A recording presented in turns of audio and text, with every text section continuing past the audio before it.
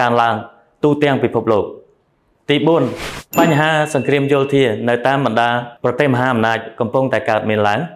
យោងទៅតាមព័ត៌មានថ្មីនេះស្ថាប័ន Moody បានទម្លាក់ចំណាត់ថ្នាក់សហរដ្ឋអាមេរិកចេញពីស្ថាប័នឥណទានកម្ពុជារបស់ខ្លួនចេញពី AA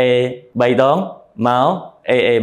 1ជាក់ស្ដែងតម្លៃហាងឆេងមាសទើបតែឡើងទៅដល់$3,500នៅក្នុង1អោនតែប៉ុណ្ណោះតែអាចទេ